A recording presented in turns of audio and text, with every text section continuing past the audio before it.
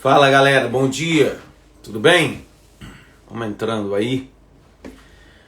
Hoje, uma das lives mais aguardadas para 2020. Desde que iniciamos a pandemia, isolamento social, eu tenho feito várias lives, até Paraxás, 40 dias no livro do Êxodo. E um desses dias, desde março para cá, eu perguntei com quem a galera queria que eu fizesse uma paraxá ou uma live. E me sugeriram vários e vários nomes. E um desses nomes mais citados é o reverendo Hernandes Dias Lopes. E não podia finalizar o ano sem ter uma live com ele. Então hoje, oficialmente às 10 da manhã, estamos começando uma live especial de 2020, a última desse ano, sobre a importância do sermão expositivo nos púlpitos brasileiros. Então você vai entrando aí, daqui a pouquinho, daqui a uns instantes, eu vou convidar o professor Hernandes para estar com a gente, mas eu queria já adiantar você, que você pudesse clicar nesse aviãozinho aí, ó, embaixo da sua tela, nessa live aí, tem um aviãozinho, você clica nele e marca o tanto de pessoas que você puder, tá? O tanto de pessoas que você puder. Envia.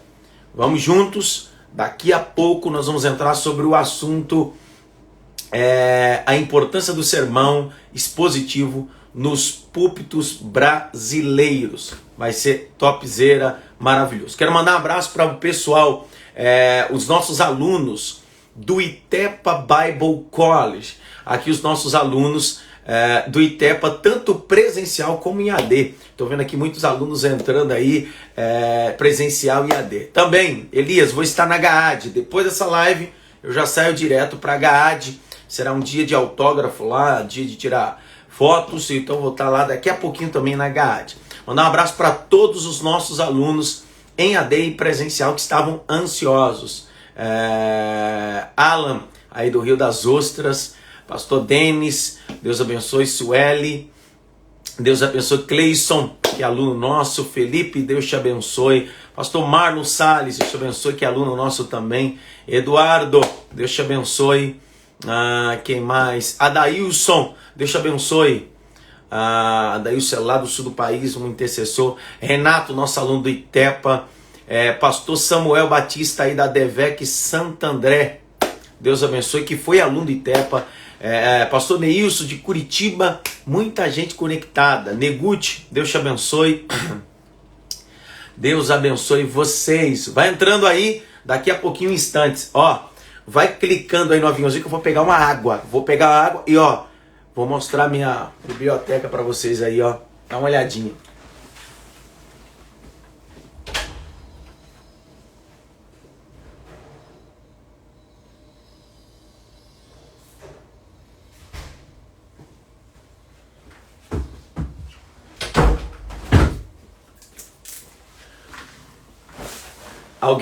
Alguém me perguntou outro dia,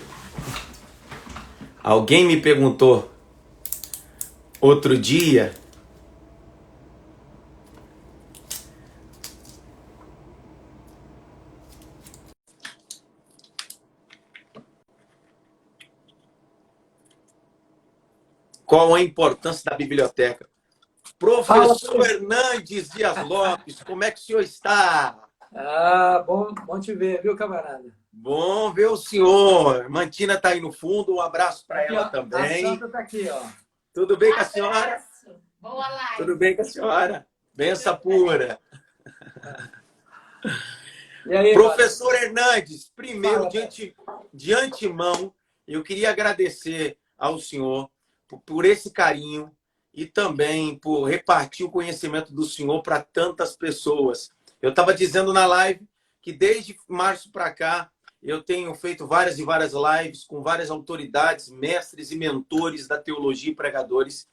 E um dos nomes mais solicitados foi o do senhor, e eu não poderia terminar 2020 sem ter o privilégio, nessa timeline, ter o senhor aqui nos abençoando.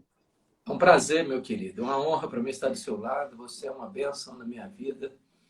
Seu ministério a sua dedicação ao ensino, sua busca pelo conhecimento e sua vida me inspiram profundamente, viu? Eu me sinto extremamente honrado. Ó, e eu quero fazer essa live, nós temos uma temática nessa live que é a importância do sermão expositivo nos púlpitos brasileiros. Mas antes de introduzir o tema, eu queria destacar alguns pontos importantes para falar um pouquinho da relevância do ministério que Deus entregou na mão do Senhor para a nossa nação. Uma das coisas importantes que eu tenho observado em todos esses anos, a primeira vez que eu vi o Senhor ministrando foi no ano de 2009. Foi quase o ano passado, né? Isso. Eu não tinha tantos cabelos brancos e você tinha mais cabelos. Na época ainda, em 2009, quando eu tive o privilégio de ouvir o Senhor pela primeira vez, o Senhor ainda era um pregador denominacional. Por que eu digo um pregador denominacional? Porque nos últimos anos, através do sermão expositivo e o ministério que Deus deu ao Senhor, o Senhor deixou de ser só um pregador denominacional e passou a ser um pregador interdenominacional. E eu penso que esse é o maior segredo do sermão expositivo, que ele tira o pregador e o ensinador só de uma denominação e faz dele de várias denominações e do reino de Deus. A mesma coisa que aconteceu com Jesus. Ele começa em Belém, mas depois não suporta. Eu queria que o senhor comentasse um pouquinho sobre isso. A importância de ser um pregador expositivo que sai só de uma denominação e passa a ser interdenominacional. Adson, muito obrigado pela colocação. Eu entendo exatamente isso. É que nós evangélicos estamos divididos em segmentos, né, denominacionais. E isso não significa que nós devemos amar menos a denominação onde Deus nos colocou. Mas existe um ponto de convergência de todos nós, que é crer que a Bíblia é a palavra de Deus. Acho que é isso que nos une, né? Temos o Jesus Cristo como nosso único Salvador, ter a Bíblia como a nossa única referência de fé e prática. Então, quando eu me levanto, quando você se levanta para pregar, nós não estamos ali pregando as características peculiares da nossa denominação, mas estamos expondo as Escrituras. E como a Bíblia é a mesma para todos os evangélicos, genuinamente evangélicos, então nós temos um ponto de convergência.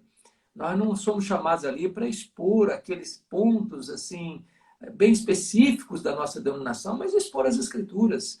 Isso é maravilhoso, porque não tem barreira, não tem fronteira, não tem ponto de divergência, tem ponto de convergência.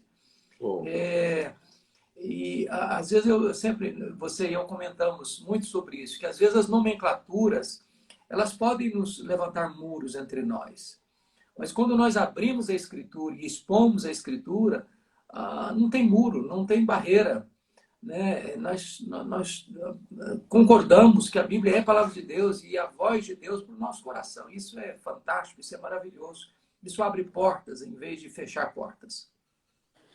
Eu penso que o analfabetismo, baseado no que o senhor está dizendo, e muito claro, eu penso que a gente tem gente nessa live de todo nicho, tá? Porque essa live é interdenominacional. É uma live que vem para fazer exposição bíblica. Então a gente tem gente reformado, gente neopentecostal, gente pentecostal clássico. Mas o que me deixa mais admirado desde o dia que eu conheci o senhor em 2009, e na época eu fiquei tão embasbacado porque minha formação cristã é pentecostal, entretanto, minha formação acadêmica vem de igrejas tradicionais ou reformadas no campo teológico de cursos. Em 2009, naquele dia, eu escutei o senhor falar, eu sou pastor da igreja presbiteriana desde 84. Aí, naquele dia que eu já ouvi isso, eu já fiquei embasbacado, porque em 84 foi o ano que eu nasci. Então, quando eu nasci, o senhor começou a pastorear. Na verdade, eu comecei em 82. Meu Deus do céu! Você só estava na mente de Deus, por enquanto. Só estava na mente de Deus. E aí eu quero falar aqui publicamente, que eu já tive essa oportunidade de falar com o senhor várias vezes sobre isso, mas eu quero falar publicamente. Eu estou pastor na Vila Maria e esse ano que entra em 2021 vai fazer 14 anos. Dia 30 de abril eu vou fazer 19 anos de ministério. Muito novo ainda, mas seguindo um caminho de estudante da palavra, fazendo exposição. 2009, quando eu vi o senhor, eu tinha um culto de ensino, um culto de mentoria, que na realidade, naquela época na igreja, não se chamava culto de mentoria. Os últimos 6 anos que eu troquei a nomenclatura. E era culto de ensino. E naquele dia o senhor falou, uma igreja que faz exposição bíblica é uma igreja que é nutrido biblicamente. E aí, naquele dia, eu adquiri alguns materiais que, às vezes, muitas pessoas não sabem. Essa grande obra, essa coleção expositiva que o senhor tem, que lançou, e cada vez mais tem nutrido. É uma ferramenta para todos os pregadores e cantores, e muita gente. Mas olha isso daqui. Que legal! Muito legal, muito legal. Eu tenho algumas relíquias aqui, ó. Olha, algumas... nem eu tenho essas relíquias, viu, Barão? Eu tenho essas relíquias. Fala um pouquinho, pastor Hernandes, dessas relíquias, só para o pessoal se concentrar aí. Esses materiais que eu tenho, eu adquiri, hoje já não tem mais em produção, como o senhor disse, nem o senhor tem. São materiais que são os livros que hoje foram escritos pelo senhor, mas o senhor começou fazendo exposição desses livros na Igreja Presbiteriana aí no Espírito Santo. Perfeito. Então, veja bem, Adson, no ano 2000 eu fui para os Estados Unidos para fazer um curso de doutorado em ministério na área de pregação. Então, no ano 2000, 2001, e quando eu voltei de lá, eu voltei muito assim empenhado, falei, meu Deus, eu acho que nós precisamos focar a nossa atenção nessa área. Então, comecei a escrever os comentários. E o primeiro comentário da série que eu escrevi foi Apocalipse. E o que aconteceu? Eu preguei para depois escrever. Me deu um duplo trabalho.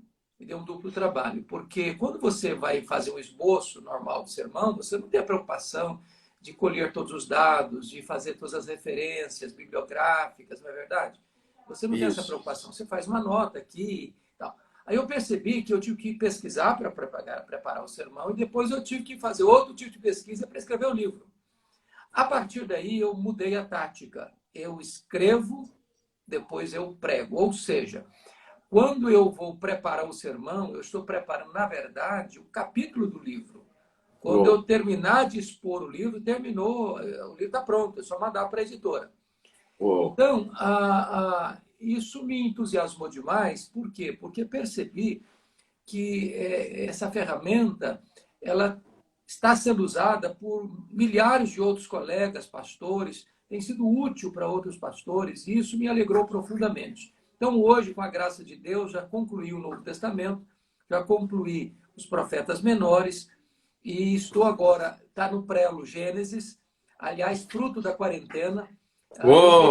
Eu dediquei, Adson, 100 dias, 8 horas por dia, nesse período de 2020, escrevendo o comentário de Gênesis. Então, muito feliz por isso. Agora estou debruçado sobre o livro de Salmos. Terminei ontem o primeiro livro, né? Você sabe que o livro de Salmos é dividido em 5 livros, né? Claro. E eu terminei ontem o Salmo 41. Já estou agora debruçado sobre o Salmo 42, 43. E, se Deus quiser, em 2021, a gente conclui esse maior livro da Bíblia, que é o Pentateuco Poético, que é o livro de Salmo, né? E eu estou extremamente ansioso. Certamente, muita gente ansiosa. Por quê? Primeiro porque os comentários que Deus deu ao Senhor e todo esse trabalho de dedicação, fazendo exposição clara, exegética e muito importante, tem feito muitos pastores locais nutrir a igreja. Exemplo disso, o sermão temático e textual são sermões que muitas das vezes requer do pastor rapidez e falta de cuidado. É o que eu sempre digo. Nenhuma crítica aos nossos pastores ou pregadores, porque eu já preguei, de vez em quando você acaba pregando um sermão temático e textual. Todos nós fazemos isso. Todos nós. Só que o sermão expositivo é aquele sermão que requer muito mais tempo. Eu gosto de usar a expressão de John Stott, um dos mais brilhantes teólogos londrinos. A diferença de todos os sermões é que o sermão expositivo ele te domina e os outros você domina ele. Eu queria que o senhor falasse um pouquinho sobre isso. Excelente definição. É que, na verdade, Adson, é o seguinte, quando você prega um sermão tópico ou temático, ou um sermão textual, sobretudo tópico, temático, a pessoa, se tem um bom conhecimento bíblico e se ele tem uma boa experiência pastoral, ele consegue pensar num esboço enquanto ele sai da casa pastoral para o templo. E aí, esse sermão é muito mais fruto do seu pensamento, do que está na sua cabeça, do que daquilo que emana do texto. Então, o sermão expositivo, ele nos domina porque você tem que ir para o texto, você tem que cavar o texto, você tem que mergulhar no texto. Eu costumo resumir pregação expositiva em 3 verbos: ler, explicar e aplicar. Ou seja, não dá para improvisar. Não dá para improvisar. Se você não estudar, você não prega expositivamente.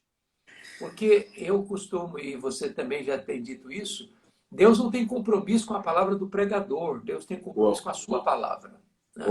A palavra que tem a promessa de não voltar vazia não é a palavra do pregador, é a palavra de Deus.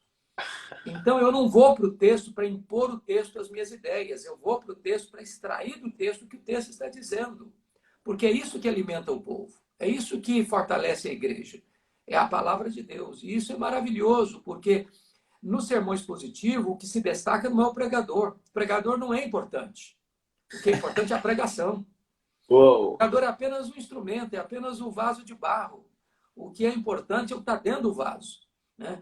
Então, isso é fantástico, porque você pode ter a segurança de dizer: assim diz o Senhor. Isso é fenomenal, porque o que Deus requer de nós é fidelidade na exposição da sua palavra.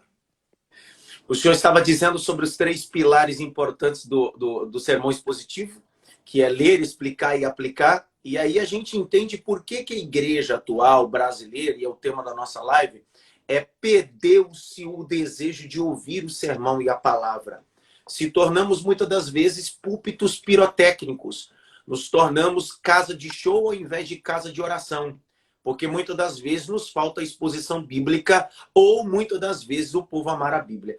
Quando a gente abre o texto em Neemias, capítulo 8, após Neemias reconstruir os muros e os portões, é entregue o livro da lei a Esdras. E Esdras se coloca num púlpito de madeira. E aí o capítulo 8, verso 8, vai dizer esses 3 verbos muito bem esclarecidos. Ele leu a lei, ele explicou a lei, ele aplicou a lei. E aí o povo fica 6 horas. E é engraçado. Por que o povo fica 6 horas ouvindo e adora no final? Porque não é o escriba que aparece, não é o pregador que aparece. É o texto que é conectado ao povo, que conecta o povo a Deus. Isso levou alguns estudiosos a afirmarem que Esdras foi o pai da pregação expositiva. Talvez o exemplo mais clássico, mais eloquente que nós temos em toda a Bíblia sobre pregação expositiva está exatamente nesse exemplo que você citou de Neemias 8. E isso é importante por quê? Porque quando a igreja não está acostumada com a exposição bíblica, ela tem que preencher esse espaço. Ela vai preencher esse espaço com teatro, vai preencher esse espaço com pirotecnia, como você disse, vai preencher esse espaço com outras coisas, até podem ser importantes em si mesmas, mas não tem a centralidade da Escritura. Agora, uma igreja que está acostumada com o cardápio da palavra, que não abre mão de ser alimentada pela palavra, ela não suporta outro tipo de pregação. Porque eu costumo brincar com isso, Adson, quando eu chego numa igreja, por exemplo, e digo assim: meus irmãos, vamos abrir a palavra, vamos ler o texto. Ao término da leitura, o povo fecha a Bíblia e bota a Bíblia no banco, ela está dando um sinal para você. Nós não temos nenhuma expectativa e nem esperamos que o senhor vai falar desse texto. O senhor vai falar outras coisas. Então, para que eu vou ficar com a Bíblia aberta? Então, quando os crentes acostumados ou introduzidos na pregação expositiva, que o pregador vai abrindo o texto, vai clareando o texto, vai trazendo a significação do texto, vai mostrando a conexão daquele texto com a vida da pessoa, porque John Stott escreveu um livro maravilhoso sobre Entre Dois Mundos. Ele diz que a pregação é a conexão entre o texto antigo e o ouvinte contemporâneo. E ele vai Uou. ficando encantado. Meu Deus, que riqueza, que beleza, que sublimidade. E aí ele não está encantado com o pregador, ele está encantado com a palavra, com a pregação. E hoje, muitas vezes, se não tomarmos cuidado, a possibilidade do pregador se torna uma estrela, né? Ele é a estrela, ele é o cara, ele é que aparece. Os holofotes estão em cima dele. Então, na medida que o homem cresce, a cruz desaparece.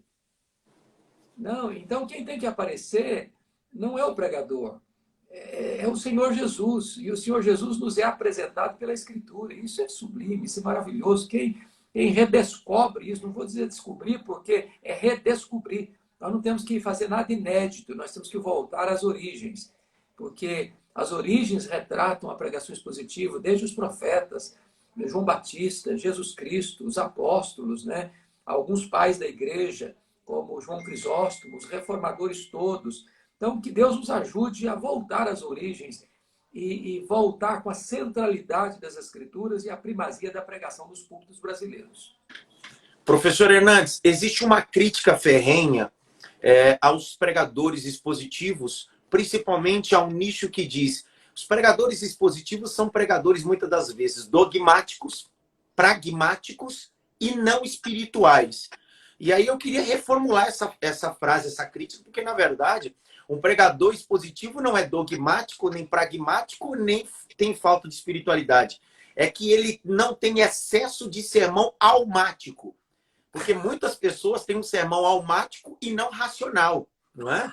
Então eu digo que o sermão expositivo, ele é dependente espiritualmente do texto e deixa de exposição almática. Porque hoje nós vivemos um sensacionalismo, uns pregadores muitas das vezes almáticos, e eu não tenho nada contra, porque um evangelista, ele precisa ter uma paixão ferrenha, tá? Ele precisa abrasar, mas só que o púlpito não é feito só de sermões evangelísticos, precisa ter nutrição, precisa ter exposição bíblica.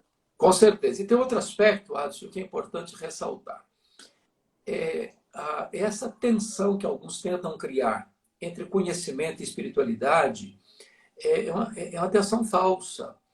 Porque quando as pessoas, não, se você estudar, você não está deixando espaço para o Espírito Santo agir, é uma bobagem. É uma bobagem.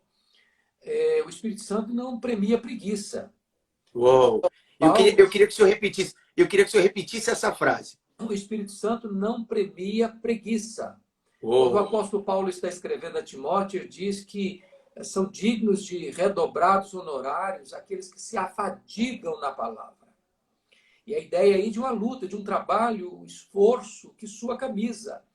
Então, quando preparar um sermão, é algo espiritual, mas é algo também que exige esforço, zelo, dedicação, né? Estudo. É claro que tudo tem um risco, né, Adson? Por exemplo, uma pessoa pode se tornar técnica. Eu gosto, Sim. então, da fala do Jonathan Edwards, que foi um dos luminares do século XVIII, quando ele diz que você tem que ter luz na mente e fogo no coração. Uou. Nós não concordamos com aquela pregação apenas racionalista, fria, mecânica, onde o camarada vai lá e faz exegese do texto, explica no grego, no hebraico, cada palavra. E daí, mas que troço frio, gelado, técnico, mecânico. Não, não, não, não, não. Você precisa ter o conhecimento e precisa ter fogo, precisa ter a coração ardente, precisa seus olhos brilharem. Eu gosto muito do Mark Lloyd Jones, e quando ele diz o seguinte: existe emoção vazia, existe racionalismo também frio. Se você prega sobre a cruz e você não se emociona, você não entendeu a cruz. Uou.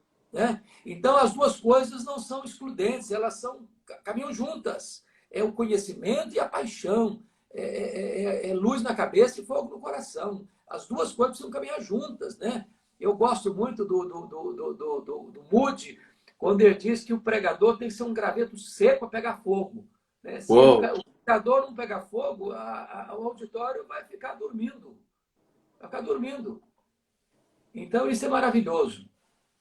Eu penso que, diante de tudo isso, século XIX, um dos mais brilhantes pregadores, Charles Handel Spurgeon, no tempo metrópole, quando o povo se reunia para ouvir pregar, se reunia para ouvir alguém fazer exposição da Bíblia.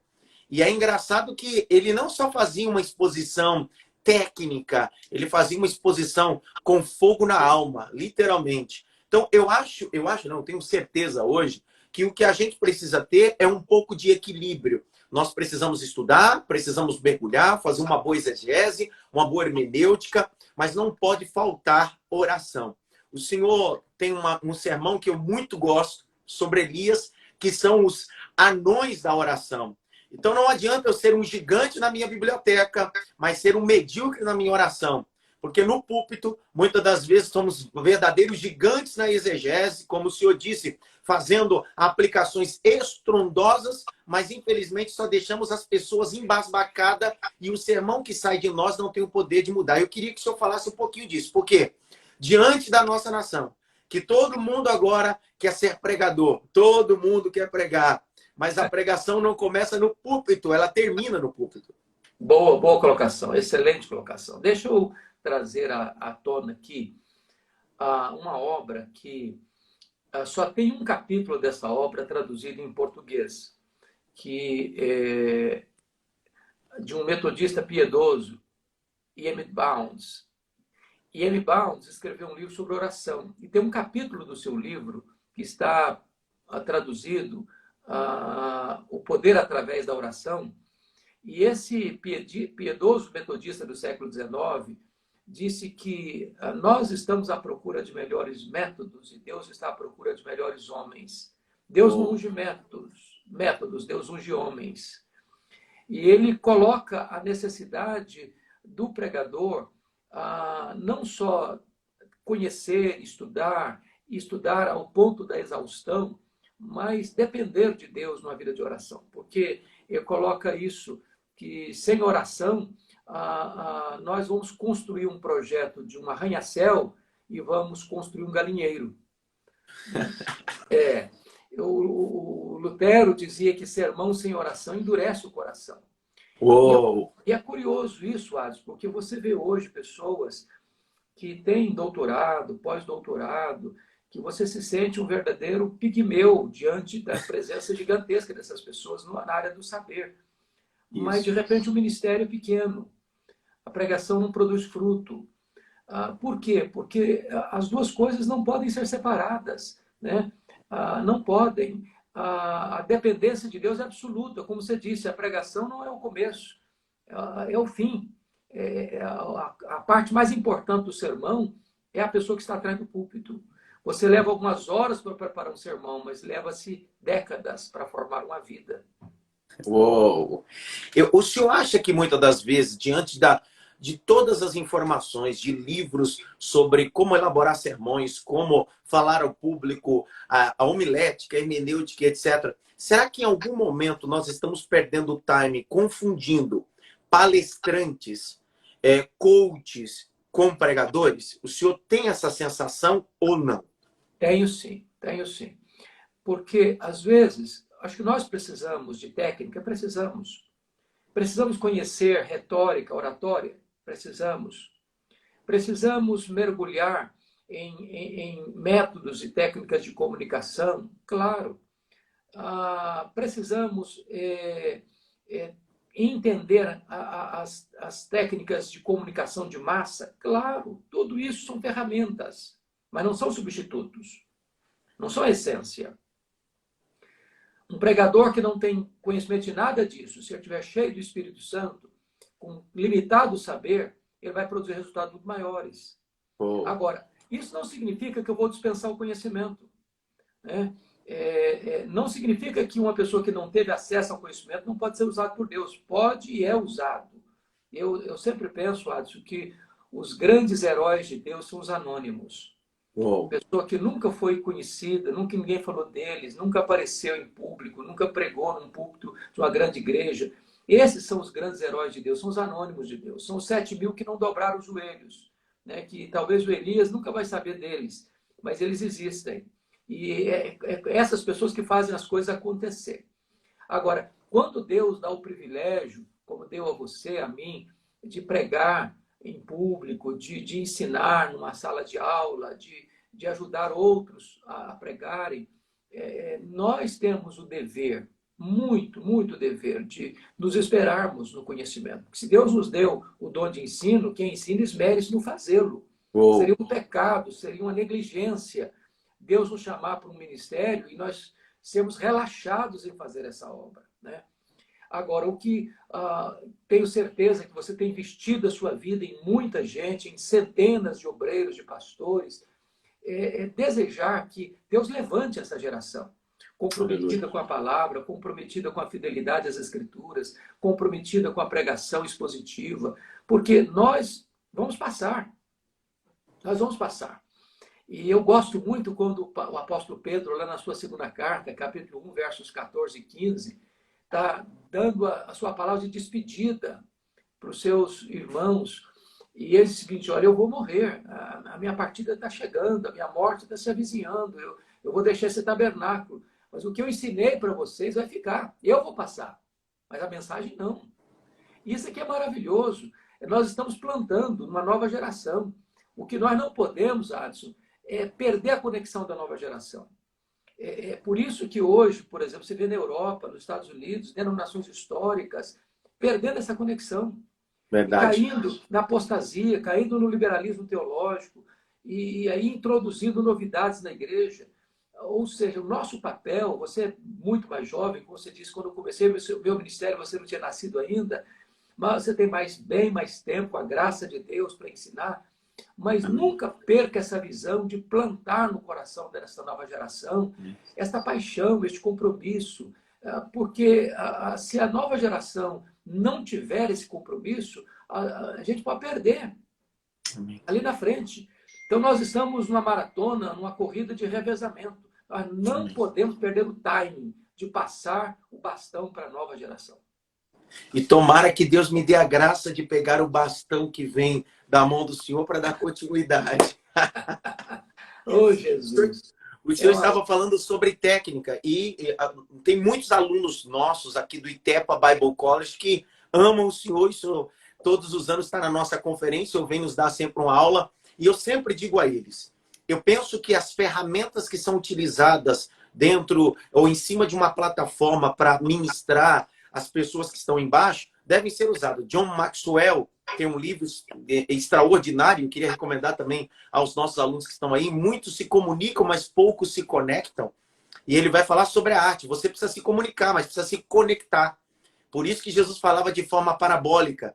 Porque Jesus não queria só comunicar, Jesus queria conectar. Entretanto, Marcos capítulo 1 diz que quando Jesus entra na sinagoga, ele se conecta, ele vai comunicando, se conectando, mas a Bíblia diz que os religiosos dizem: quem é esse que ensina como tendo autoridade? A autoridade não está na habilidade, a autoridade está no poder do Espírito. Exatamente, exatamente. Eu acho que esse é o ponto que não tem academia e não tem biblioteca que oferece. Esse é um ponto fundamental. Porque as pessoas, às vezes, eu vejo hoje muita gente que sai do seminário e quer fazer mestrado, quer fazer doutorado, quer fazer pós-doutorado, e ele não tem nem prática de ministério e volta para ser professor de um seminário e formar pastores quando ele nunca foi pastor. Oh. Então, autoridade não se recebe numa biblioteca, em teses de doutorado. A autoridade quem dá é Deus, é o Espírito Santo de Deus. E nós não podemos pular fases, nós não podemos pular processos, né? Não podemos. O ministério, ele tem suas alegrias, ele tem suas dores, ele tem seus momentos de tensão. Tudo isso é formação, tudo isso é necessário, tudo isso é fundamental para ter um coração quebrantado, dependente de Deus, né? E a autoridade espiritual é fruto da vida de intimidade com Deus. Quem dá essa autoridade é Deus. É por isso que às vezes você tem uma pessoa, e eu aprendo muito, sabe, Adson? Eu às vezes, Deus me quebra quando eu chego numa congregação e o pastor daquela igreja tem muita limitação no conhecimento, e eu chego lá e digo: olha, eu estou aqui há 5 anos, já plantei 10 igrejas, nós temos aqui 4.000, 5.000 pessoas convertidas, E eu falei, meu Deus, que coisa maravilhosa, Glória a porque Deus. é Deus quem faz. E às vezes você chega num lugar que tem um pastor que é um douto no saber teológico, e aí a igrejinha está lá com 80 membros há anos, e não sai dali, não sai daquele espaço. Por quê? Por quê? Porque nós temos que entender isso, que não adianta só o saber é fundamental, e nós estamos aqui exaltando a necessidade do saber, mas nós não estamos dizendo que quem sabe mais vai ter melhores resultados se ele não depende de Deus, se ele não tem uma vida de oração, se ele não tem vida devocional, se ele não tem a unção do Espírito Santo sobre a sua vida. As duas coisas têm que caminhar juntas.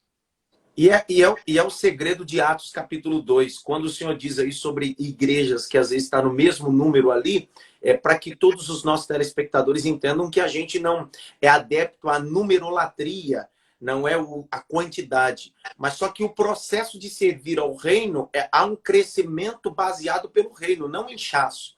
Atos capítulo 2 diz que 3 coisas a igreja primitiva fazia. O texto diz que eles oravam, o texto diz que ele repartia o pão, e o texto diz que havia exposição bíblica. E aí, com isso, a igreja crescia e se numerava mais os seus membros. Então, existem muitos pastores e muitos líderes que colocam a desculpa dizendo, não, a gente quer qualidade, nós estamos debaixo de qualidade, o reino é qualidade. Só que qualidade está baseada na multiplicação, como a parábola dos talentos. Deus deu 5, mas eu trabalho para ter mais 5. Deus me deu 2, eu trabalho para ter mais 2. Só que os 2 que eu multipliquei nunca serão meus. Tudo é dele, por ele e para ele são todas as coisas. Glória a Deus. E uma coisa importante que você está mencionando é que não há colheita sem semeadura. Né? Se você olhar as igrejas que crescem numericamente, crescem saudavelmente, elas não são igrejas entre 4 paredes apenas. Elas são operosas. Elas saem das 4 paredes. Elas vão lá fora onde as pessoas estão. Oh. Elas gastam mais a sola dos sapatos do que o assento dos bancos. Meu Deus! Então, se não tiver trabalho, sem semeadura não tem colheita. Então, é fundamental isso, porque nós estamos vivendo hoje muitas igrejas de manutenção. Tem um culto no meio da semana, um culto no domingo, e assim, estou satisfeito. Também não espero que cresça, também não trabalho para crescer, também não oro para crescer, também não prego para crescer. E tá bom do jeito que tá, né? Tá bom é que tá, é uma rotina preguiçosa. E nós precisamos sacudir esse jugo da preguiça e trabalhar. Ser cristão é ser ousado, ser cristão é ser criativo, ser cristão pedir a Deus todo dia sabedoria. Meu Deus, como é que eu alcanço o meu bairro? Como é que eu alcanço a minha cidade? O que eu preciso fazer para alcançar mais pessoas? No mundo da tecnologia, como é que eu posso usar as ferramentas das redes sociais para levar o evangelho? Né? Então, é preciso trabalhar. O cristão, o pastor, sobretudo, ele é um obreiro, ele é um trabalhador. Né? A gente não pode permitir que os pássaros acordem mais cedo que a gente, né? A gente precisa estar antenado. É suar a camisa, né? A pergunta que não quer calar, e eu faço essa pergunta ao senhor. O senhor acha que dentro da pandemia, desde março para cá, muitos pastores locais estavam vivendo um comodismo? Porque, como o senhor disse, às vezes é um ativismo ministerial.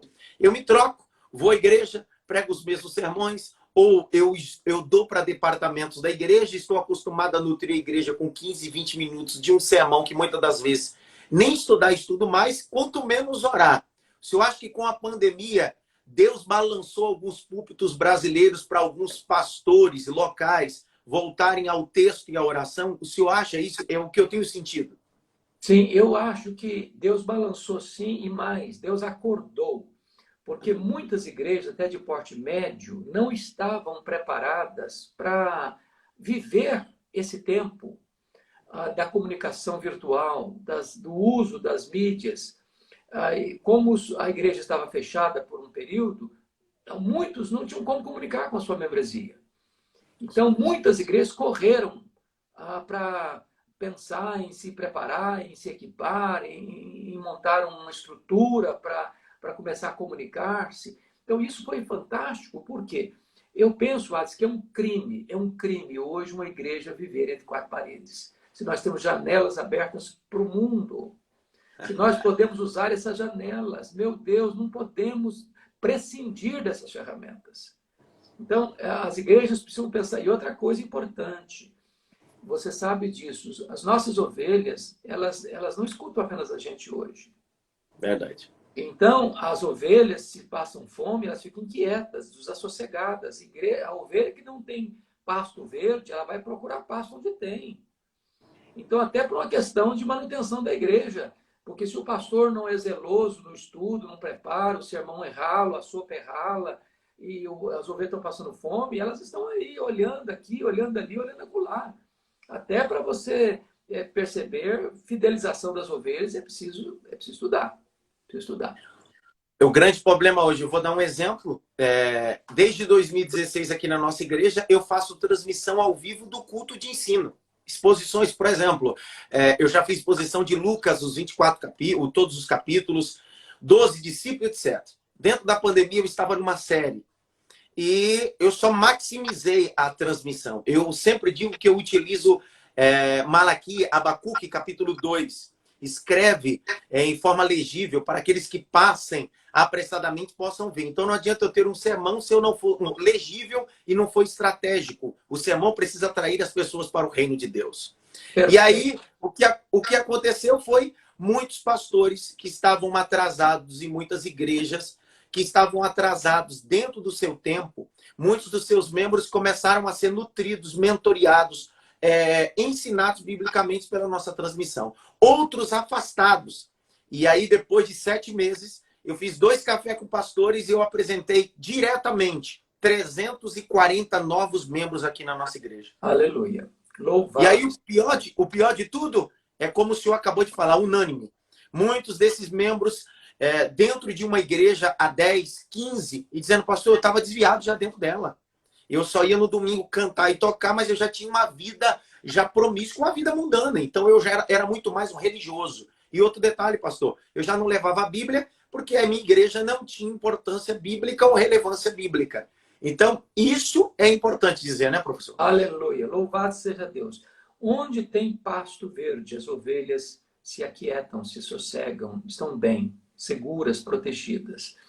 Que Deus abençoe você, meu irmão, nesse Amém. Compromisso de dar pão a quem tem fome. Dar pão a quem tem Professor fome. Hernandes, estamos chegando ao final. Eu queria só... você mencionou o comentário. Deixa eu só lhe dizer, eu acho que você deve estar sabendo já. Durante anos, Adson, eu tive a bênção de trabalhar uma Bíblia com pregação expositiva. E por quê? Porque tem os comentários, mas eu gostaria de colocar numa Bíblia de estudo esse projeto do que é pregação expositiva, com exemplos de sermões expositivos, com esboços de pregação expositiva. E com a graça de Deus, no mês passado, mês de novembro, essa Bíblia foi lançada. Graças a Deus está sendo assim muito bem aceita no Brasil inteiro e fora do Brasil. Eu queria só mostrar claro. a capa dessa Bíblia. Topzera! Então, essa Bíblia tem um sermão completo, quando eu digo completo, é na íntegra de cada livro da Bíblia, com o seu respectivo esboço no final. Mais de 600 esboços de sermão, várias notas homiléticas, vários artigos sobre pregação expositiva. Então, espero que seja uma ferramenta que a gente deixa para a nossa geração, para as futuras gerações, para abençoar e capacitar a nossa geração para essa volta à pregação expositiva e valorização da pregação expositiva. Eu quero louvar a Deus, eu quero recomendar a todos os nossos alunos, pessoal que está na live, adquirir essa Bíblia, e essa Bíblia é fenomenal. Fora essa Bíblia, recomendar para você, Pregação Expositiva, Hernandes Dias Lopes. Esse aqui eu comprei só em 2008. Esse aqui é antigo. Esse é um baita livro para você que é aluno, você que está nessa live. Você pode adquirir. Pensa num livraço, tá? E outra coisa, eu queria recomendar, se eu posso aqui nessa live, recomendar 2 livros. Esse aqui tem o prefácio do Hernandes, professor Hernandes. Esse é meu livro, Igreja Híbrida, uma abordagem sociológica. E eu tive o privilégio de ter o professor Hernandes como o homem que apresenta o prefácio desse livro aqui, e um baita livro abordando sobre uma igreja misturada. E o segundo, fruto de séries de sermões expositivos aqui na igreja. Eu passei o ano passado, durante 12 terças-feiras, falando sobre 12 casas. E aí, com inspiração do professor Hernandes Dias Lopes, eu decidi escrever sermões expositivos. 12 casas que Jesus visitou. Esse aqui eu dei para o senhor na última vez, não foi? Não, filho, esse aí eu não conheço ainda. Meu Deus do céu! Eu não posso fechar o ano 2020 sem ler esse livro. 12 casas são um livro de 184 páginas e 12 casas que Jesus visitou de uma forma expositiva, exegética e tremenda. Professor, eu queria que o senhor orasse por nós, se o senhor puder. Vou fazer isso. Fazer com o maior prazer. Maior prazer. Querido Deus, eu quero te agradecer pela vida do Adson, pela sua família linda, pelo seu ministério profícuo e abençoador, pelo investimento que ele tem feito na vida de centenas de pastores e líderes, preparando obreiros para esta geração. Abençoa o teu servo, alegra a sua alma, dê a ele a alegria dos frutos do seu trabalho. Rendemos-te graças pelas pessoas que estão nos acompanhando nesta live, que a tua bênção seja sobre nós, para que continuemos a pregar a tua palavra com zelo, com alegria, com entusiasmo, com fidelidade, sob a unção e o poder do teu Espírito. Oramos em nome de Jesus. Amém. Amém. Professor, obrigado por tudo. Obrigado a todos os telespectadores. Irmã Tina, e eu tô pronto para pegar o bastão, tá? Aleluia. Grande abraço. Beijo. Tchau. Deus abençoe. Tchau, tchau.